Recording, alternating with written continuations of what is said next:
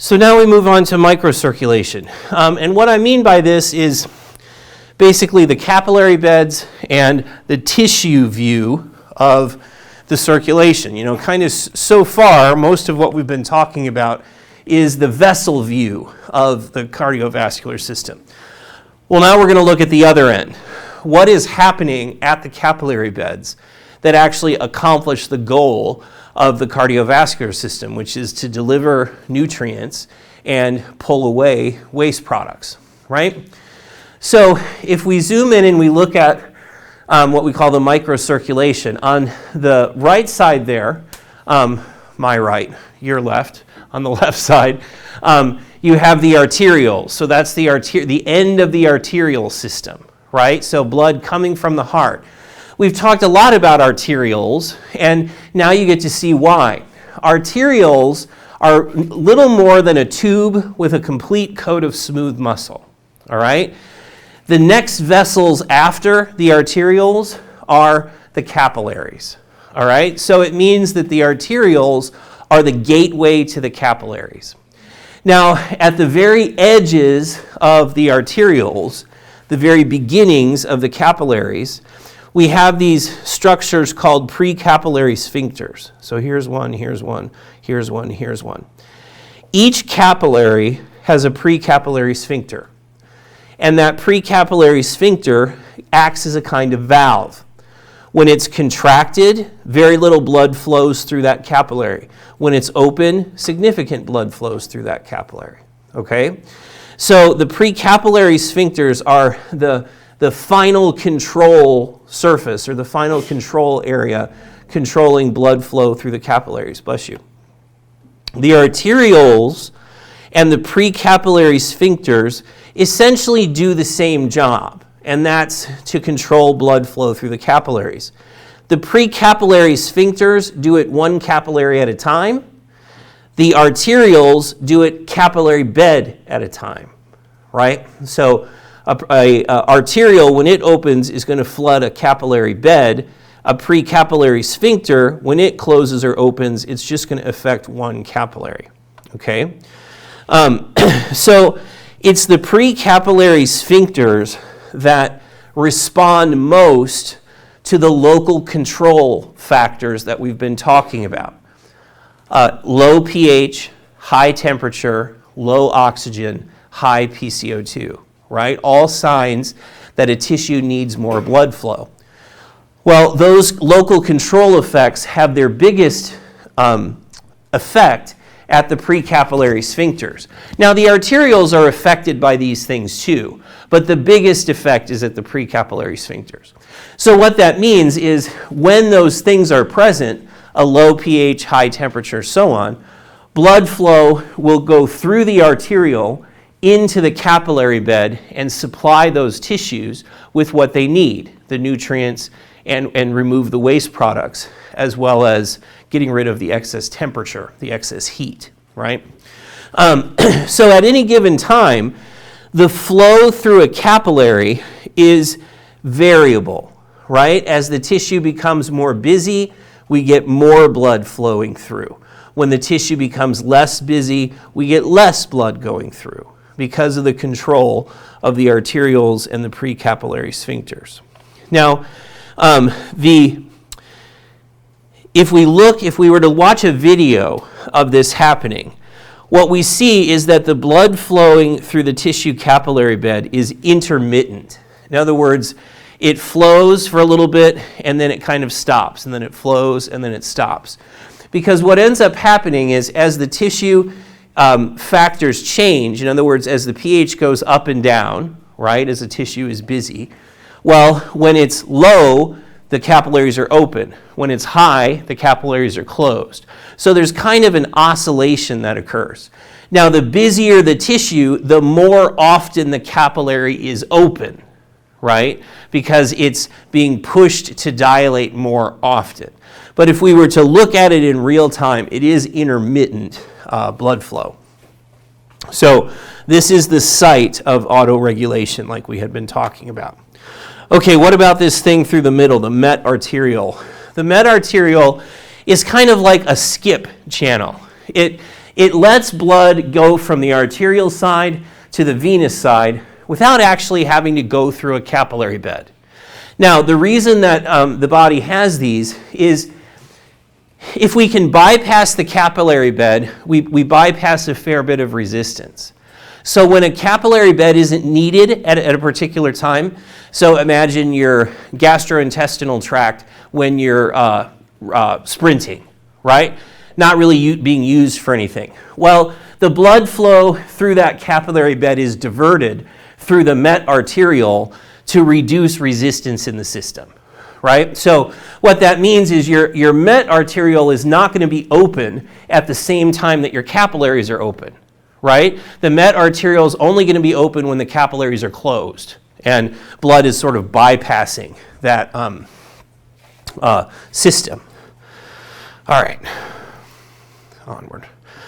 Okay, so if we look in and zoom in at the capillary wall, we see what I think makes capillaries most remarkable, which is their walls are incredibly thin.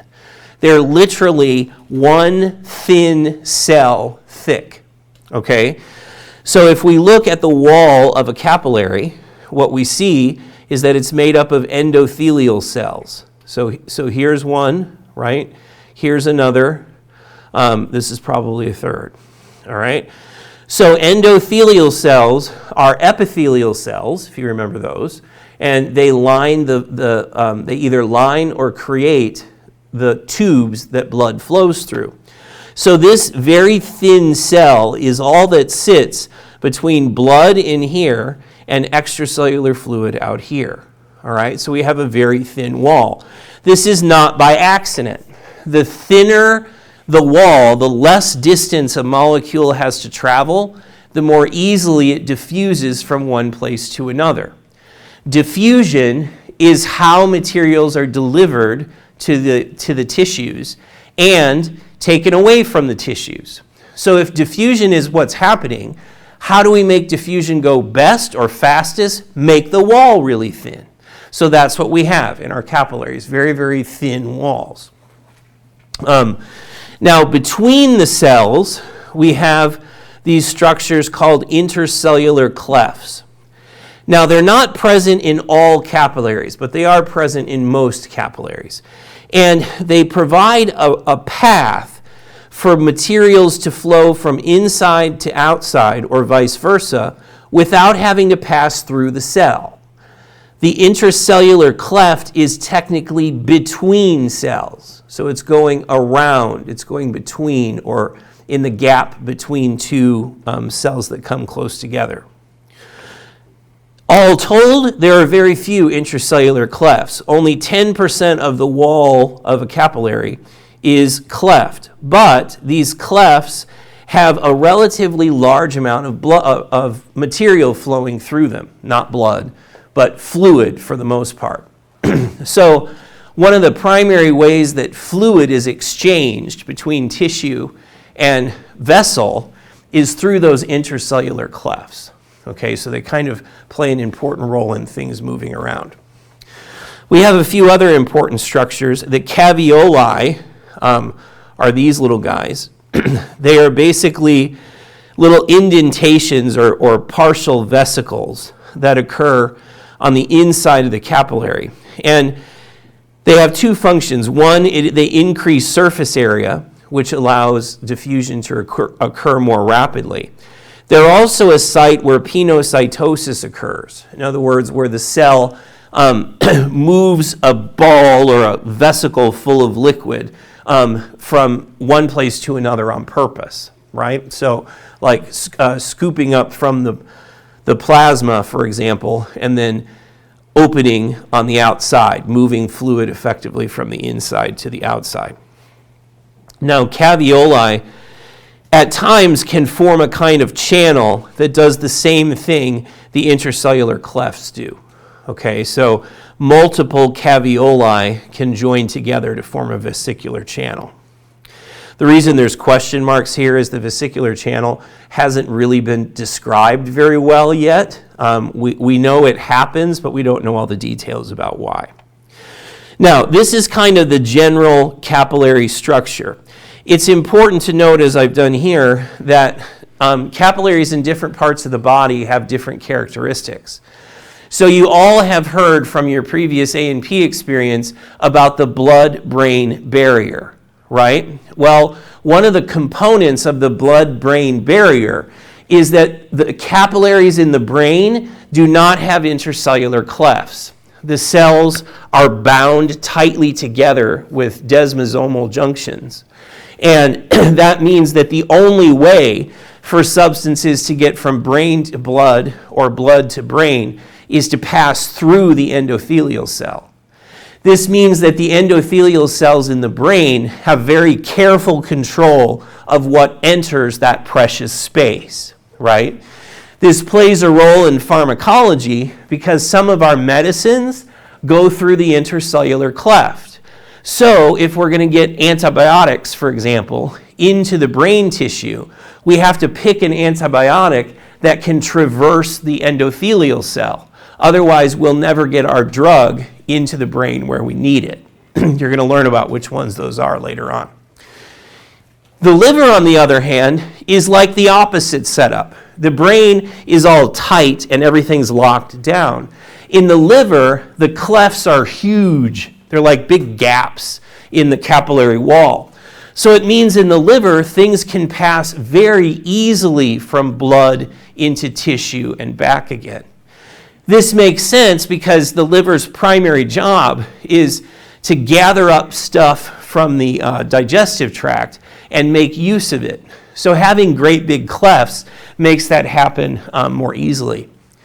The GI capillaries also have big wide clefts, different reason. It's for nutrient absorption from the gut. And then the glomerular capillaries, that's in the kidney, and believe me, we'll get to talk a lot about them. They have specialized holes or gaps.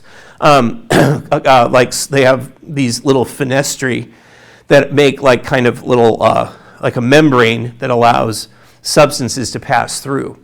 So the glomerular capillaries have lots of small holes, but the holes are still smaller than most proteins are. So more on that later, but just not all capillaries are the same. The ones we're looking at here are sort of general body capillaries. Okay, so what is happening in the capillaries? We're getting the exchange of molecules. Ultimately, the cardiovascular system is going to bring things to the tissues and take things away. Most substances are going to move in or out by way of diffusion, okay? So this is efficient because it doesn't require energy. Remember, diffusion can happen without having to put any energy in. So by passing the blood through these very thin-walled tubes, we allow diffusion to happen very readily. So the lipid-soluble substances, they have the easiest time because they can pass right through cell membranes. Well, the endothelial cells that make up the capillary have cell membranes, and then the tissues have cell membranes. Well, these substances, oxygen, carbon dioxide, the steroid hormones, lipids, they can pass right through the membrane. So diffusion occurs very readily and rapidly for those. For water-soluble substances, we're back to that polar versus nonpolar argument, right? The cell membrane makes it so soluble or polar substances can't pass through without a channel or a receptor or some kind of a protein that allows that to occur. So the water-soluble substances still moving by diffusion, but they're going to have to move through a channel or some other protein in order to get where they're going. Now, that's molecular movement. We also have movement of fluid. In other words, water and the stuff dissolved in it is also being exchanged between the inside of the capillary and the tissue.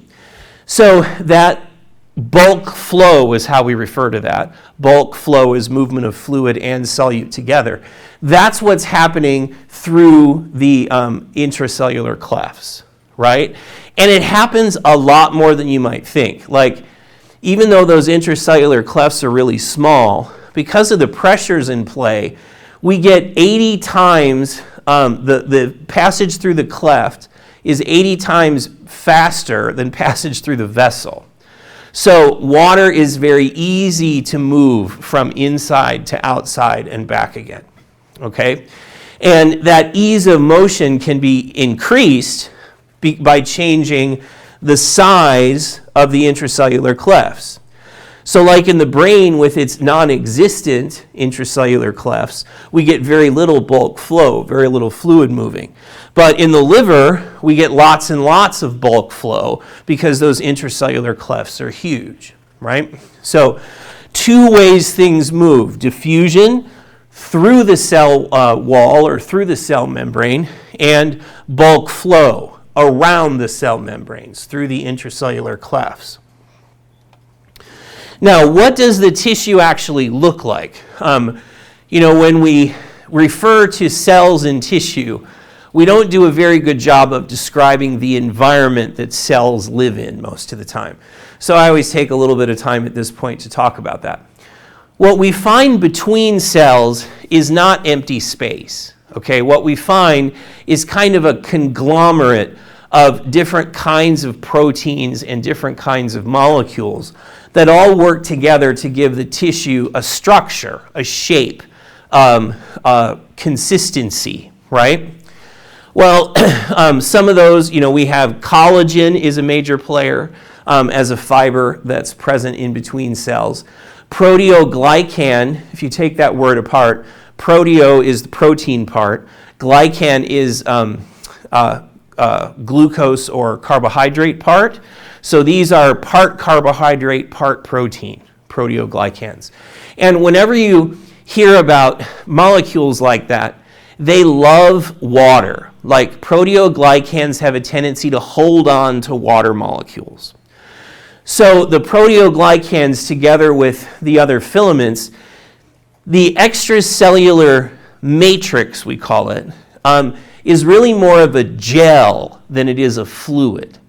So that gel kind of structure, it means that diffusion can happen very easily, but the actual flow of water is impeded most of the time, right? So we get diffusion much more than we get bulk flow in the extracellular matrix or in the extracellular spaces.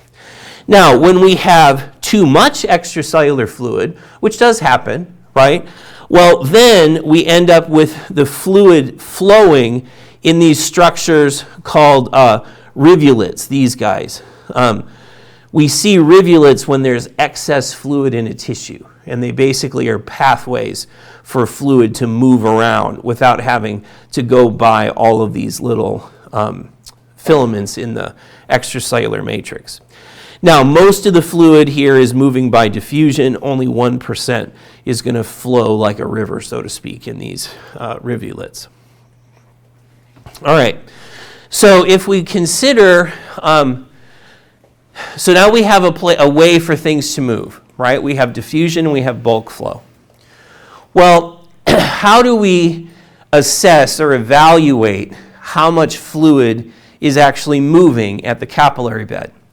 It's all driven by pressure, all right? Remember, the heart is generating pressure for the entire system. Well, we're going to put that pressure to work here in the capillary bed.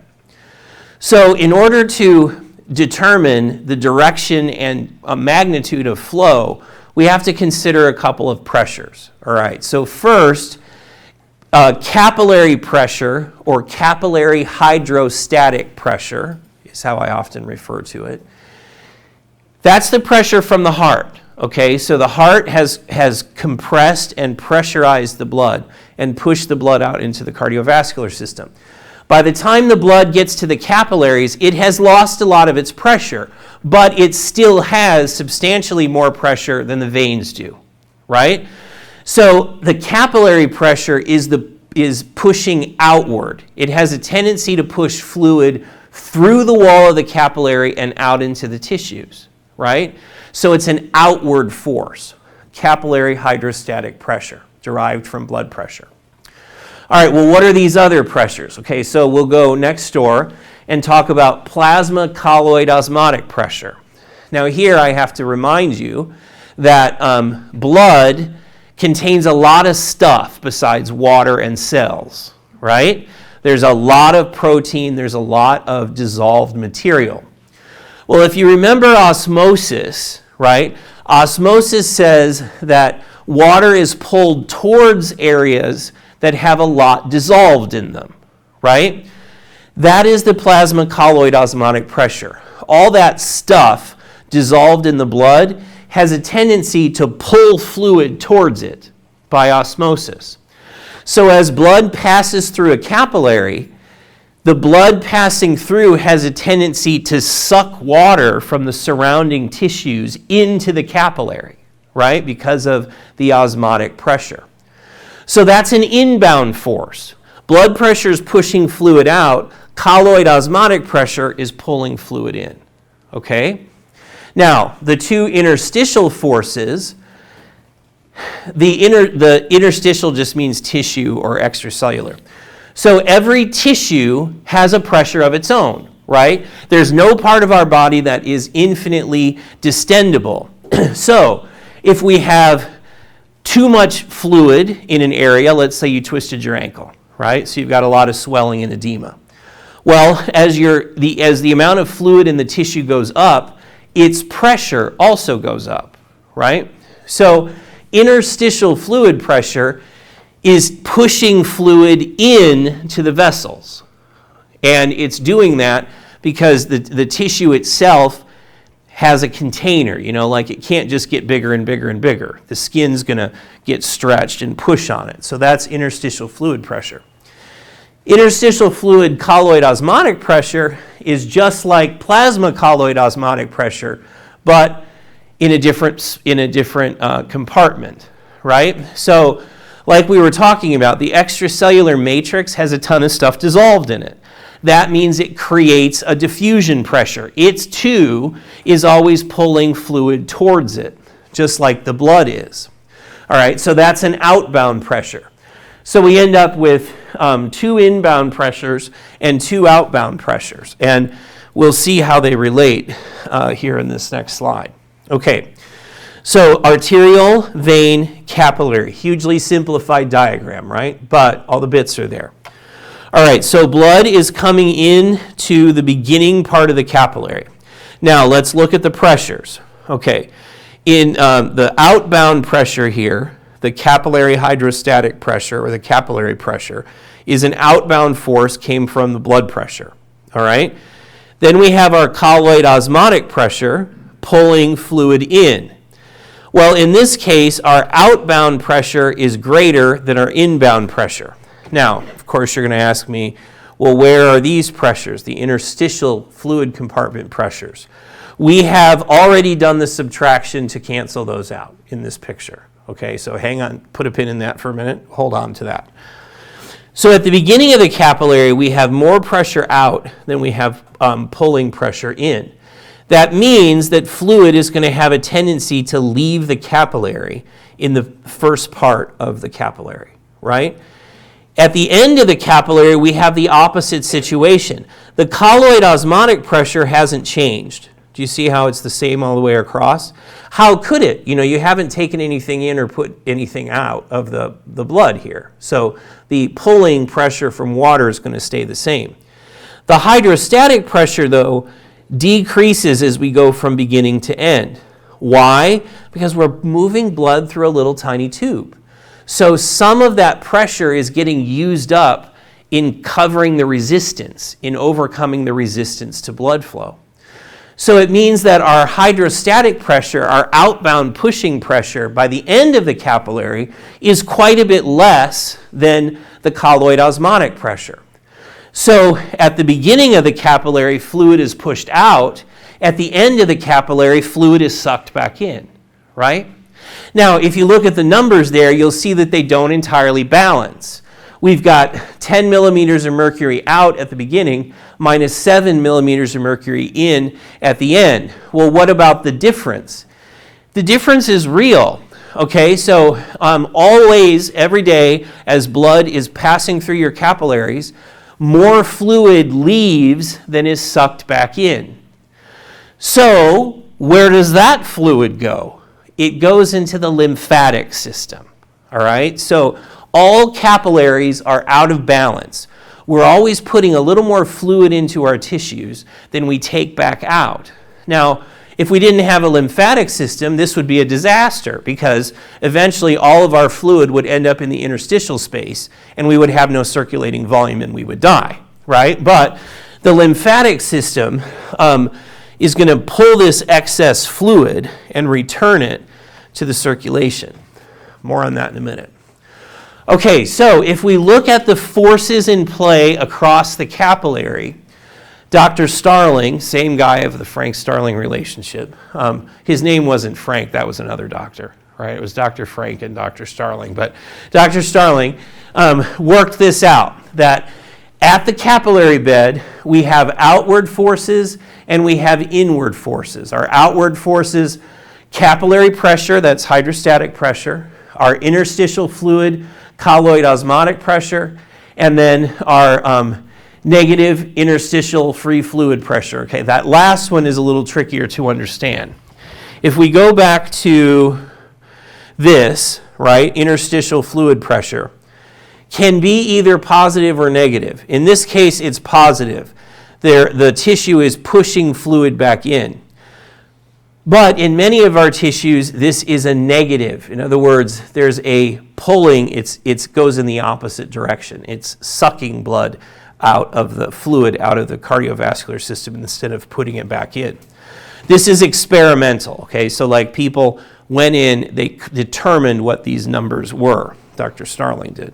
So the outbound pressure, 17.3 capillary, 8 interstitial fluid colloid osmotic pressure, 3 negative interstitial fluid pressure. Our inward forces, that's the plasma colloid osmotic pressure, right? And if we do the math, we end up with a net outward force of 0.3 millimeters of mercury.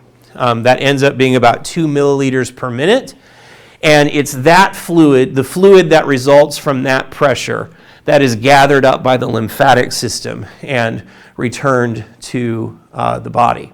Okay? So the important bit here in the way I look at it is you need to know which of the forces going out and which of the forces going in, okay?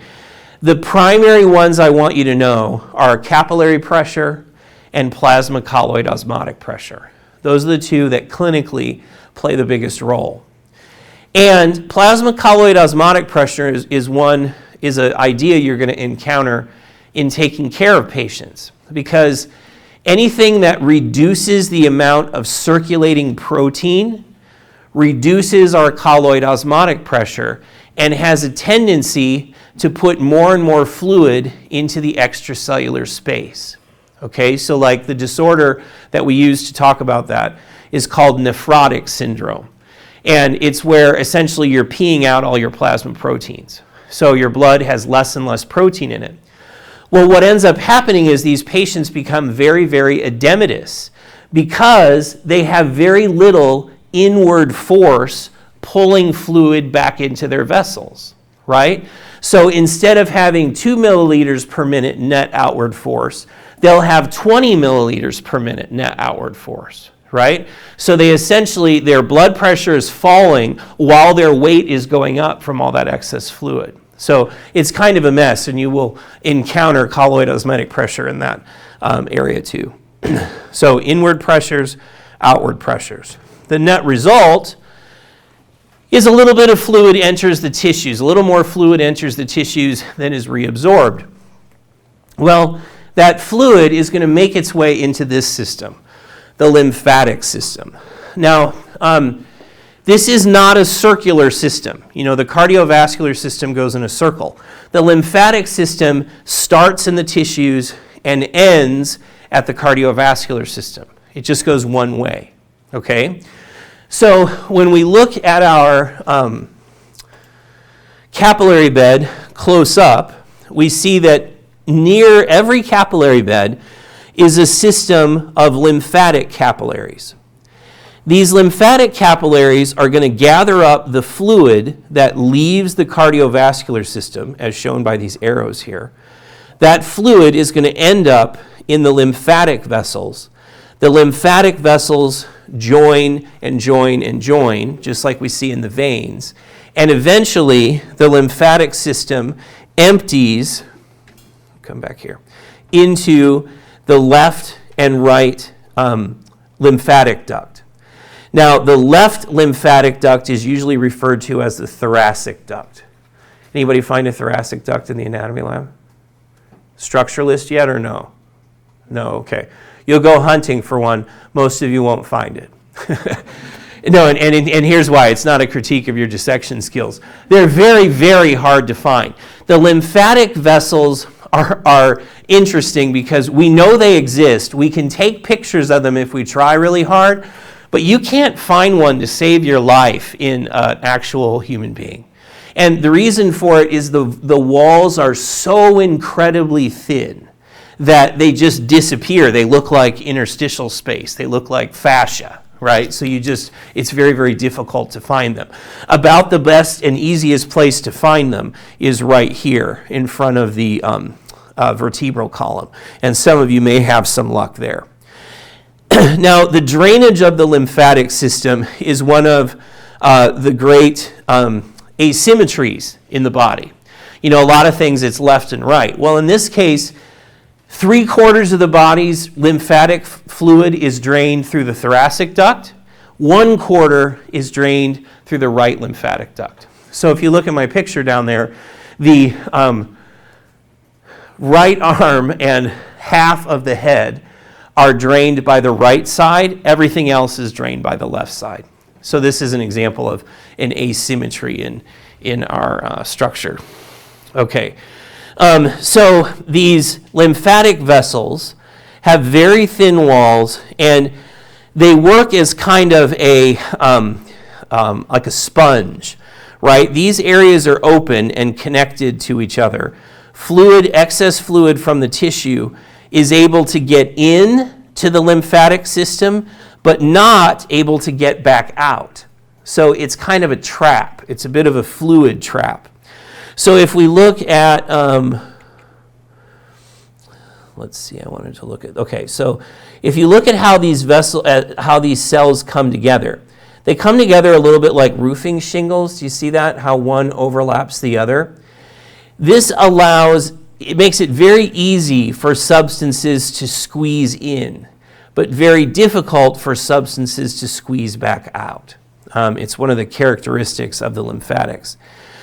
And it's so easy for stuff to get in that there's always debris. There's always junk, bacteria, old dead cells floating around in the lymphatic system. It's kind of like the sewer of the body, is one way to think about it, right? That stuff ends up in the lymphatics, and then that excess junk is filtered through the lymph nodes. All right, so as lymph vessels join together and make their way to the lymphatic ducts, they pass through these structures called lymph nodes. This is a lymph node. Lymph enters from the outside, passes by oodles and oodles of immune system cells, lymphocytes in particular, but also macrophages, neutrophils, and all your friends from immuno, right? So they pass through these lymphatic cells and then exit through the hilum, through the center part of the kidney-shaped structure here. And then the lymph from here is going to continue its journey towards the right lymphatic duct or the thoracic duct.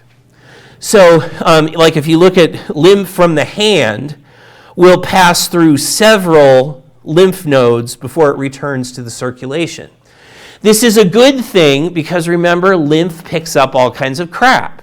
Well, we don't want that junk to be then just deposited into the cardiovascular system where it'll get circulated all around the body. Bad idea. So what we do is we run it through the lymph nodes. The lymph nodes filter the material that doesn't belong, and we run that lymph by a whole bunch of immune system cells, so if there's a pathogen or some other problem in it, it can be attacked and dealt with at the lymph node. So this is why, when you get an illness or an infection, your lymph nodes swell up. They are doing their job. They have captured the pathogen traveling through your lymphatic system and sequestered it, held it in place so it couldn't get any further than that lymph node that swelled up in your neck, right?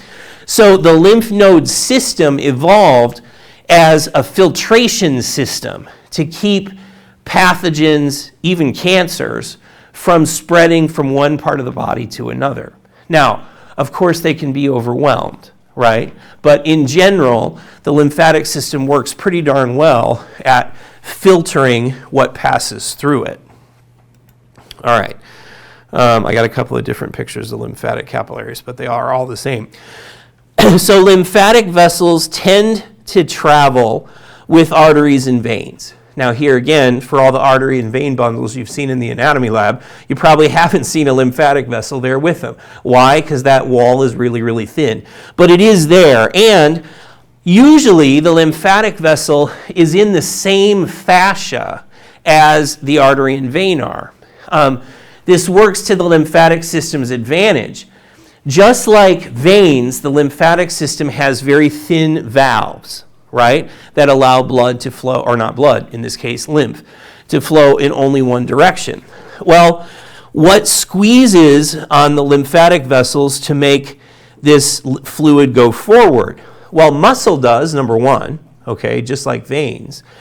But then because lymphatics are often right next to arteries, arteries pulse.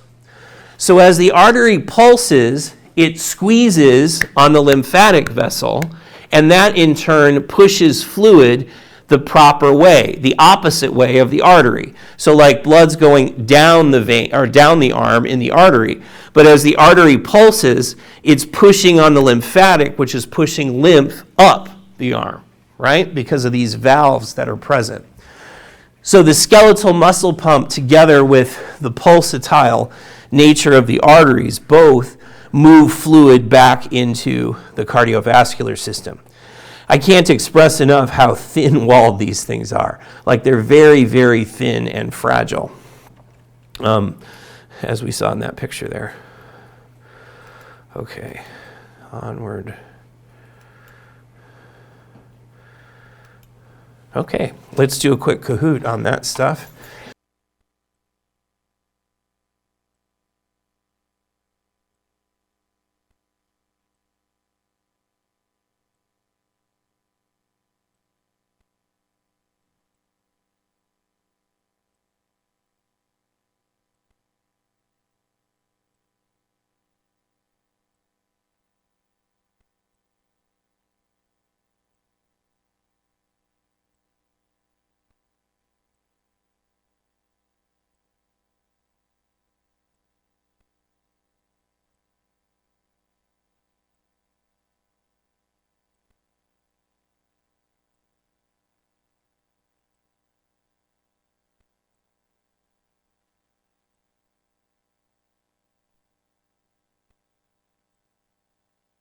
Check, there we go. All right, so precapillary sphincter finest control. All right, just in the interest of time, we're going to zoom along here. All right, the concentration of plasma proteins increases by a factor of 2. What happens at the capillary?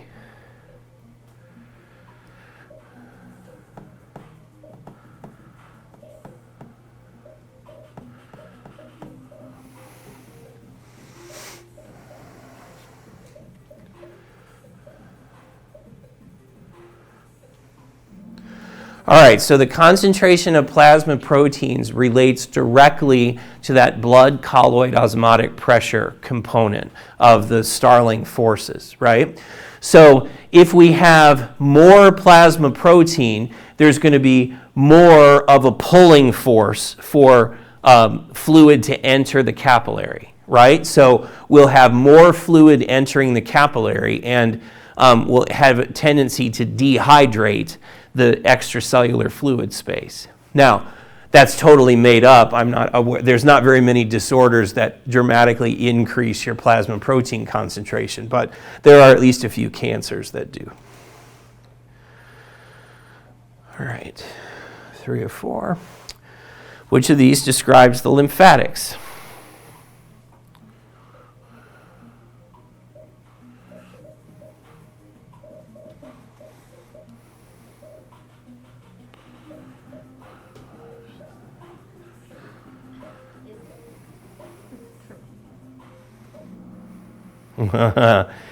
Free entry, loose structure. Okay, so when you look at the lymphatics, they don't have the rigid arrangement that we see in the cardiovascular system, right? Like when you look at the walls of a capillary, they come together all nice and smooth. They have a nice little coating and container.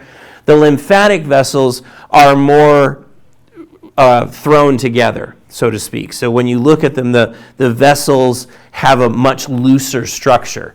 And entry has to be really free because ultimately the lymphatic system is the only way to get things out of the tissues. So it has to be able to allow just about anything to pass. All right. Last one, I think. Yep. Okay, interstitial hydrostatic pressure, so that's the pressure in the tissues, increases. What will happen to lymphatic flow?